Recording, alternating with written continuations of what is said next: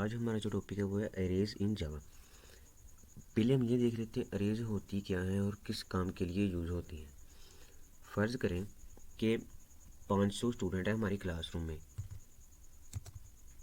500 students in a class.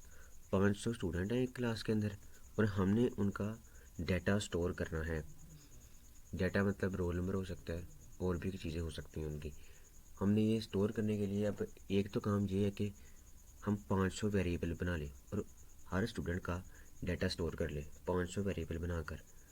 But 500 variable बनाने से ये होगा कि हमारा जो कोड होगा वो बहुत लेंथी हो जाएगा।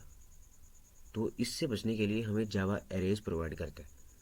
तो अरेज अब आपको समझ आगी होगी कि जो अरेज होती है ना वो बेसिकली यूज़ होती हैं कोई नंबर स्टोर करवाने के लिए, मतलब कोई डाटा स्टोर करवाने के लिए, चाहे वो स्ट्रिंग हो या इंटीजर हो या डबल हो या वो करेक्टर हो। और आप उसमें 500 भी करवा सकते हैं, 1000 भी करवा सकते हैं। डाटा स्टोर करवाने के लिए अरेज यूज़ होती हैं। तो अब सिंपली मैं आपको दिखाता हूँ कि अरेज लिखने का तरीका क्या है।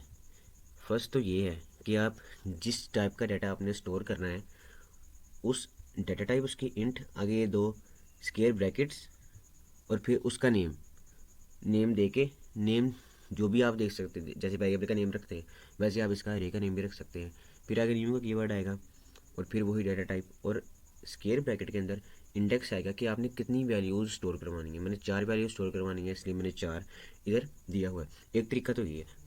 दूसरा तरीका ये है कि इंटीजर और आगे सेम हम एक वेरिएबल बना लेंगे इंट ब्रैकेट्स और आगे उसका नेम, और देन नेक्स्ट लाइन के अंदर उस नेम वो वाला नेम जो हमने उस अरे का रखा था इक्वल लगा के न्यू और आगे वही प्रोसीजर जो इंट और उसकी वैल्यूज़।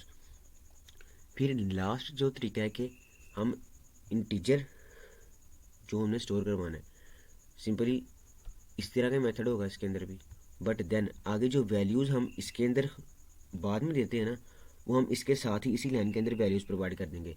ये पहली वैल्यू 42, फिर 67, 84 और 48। अब हम चला के देखते हैं, इनको तीनों को बना के देखते हैं और इनका रिजल्ट देखते हैं। पहली जो अरे है, पहली ज़्यादा यूज़ होने वाली, मैं आपको बना के दिखाता हूँ। मैं फ़र्ज़ करता हूँ कि मैंने ना इंटीजर बनाना है, 5 स्टूडेंट की वैल्यू स्टोर करवानी है। इंटीजर फ़र्ज़ कर रोल नंबर स्टोर करवाना है मैंने उनका।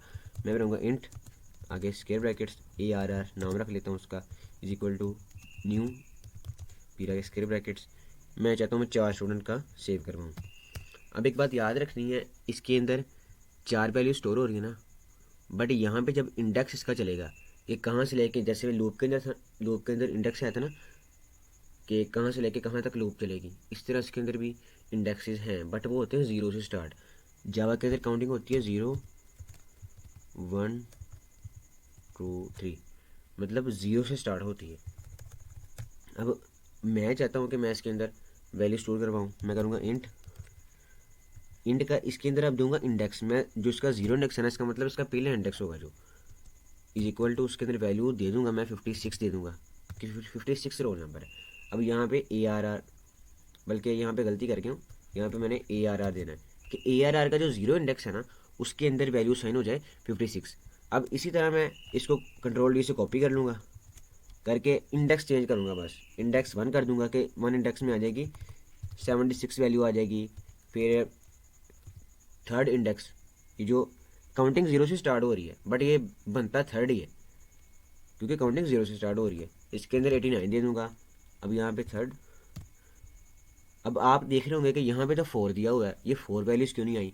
अब अगर हम इनको काउंट करें तो ये 4 वैल्यूज़ ही बनती है, 1 2 3 4, ठीक है, बट 4 इंक्लूडेड नहीं है क्योंकि 0 इंक्लूड हो गया इसके अंदर, इस वजह से। अब ये वैल्यूज़ हो चुकी हैं स्टोर, ठीक है। तो अब हम करेंगे क्या कि मैं प्रिंट करवा के देखता हूँ। फ़र्ज़ करें कोई वैल्यू मैंने किसी इंडेक्स की प्रिंट करवानी है, मैं करूँगा शॉर्ट के अंदर लिख दूँगा उसी इंडेक्स को ARR। मैं चाहता हूँ कि मैं थर्ड वाला इंडेक्स कौन सा है, ये ARR2 थर्ड बनता है 1 2 3, मैं 2, इसके अंदर वैल्यू है 89, मैं 89 प्रिंट हो गया। अब मैं रन करता हूँ प्रोग्राम, हमारी वैल्यू उम्मीद है कि प्रिंट हो चुकी होगी।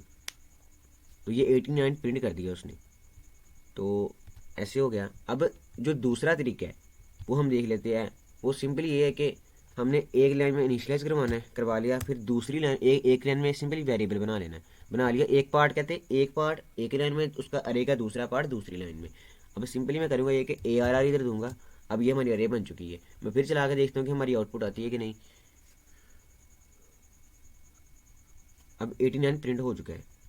सिंपली सिर्फ ये फ़र्क था इसके अंदर, ये एक लाइन, ये जो आधा हिस्सा था वो मैंने पहली लाइन में डिफाइन कर दिया, जो दूसरा हिस्सा था वो दूसरी लाइन में डिफाइन कर दिया। अब दो तरह की अरे तो हमने देख लिया। अब तीसरी जो अरे है ना, मतलब अरे की ये लिखने के तरीके हैं। अरे एक ही होती है, अब इस तरह इंटीजर की भी होती है, इस तरह डबल की अरे भी होती है, इस तरह स्ट्रिंग की अरे भी होती है। वो मैं आपको जब नोट्स प्रोवाइड करूँगा उसके अंदर स्ट्रिंग की भी अरे बना के दिखा दूंगा, करेक्टर की भी सारी अरे प्रोवाइड कर दूंगा आपको, ताकि आपको आसानी हो नोट्स देख के। अब हम इसके अंदर जो मैंने आपको दूसरी लास्ट अरे के बनाने का तरीका बताया था ना, वो मैं अप्लाई करके दिखाता हूँ आपको।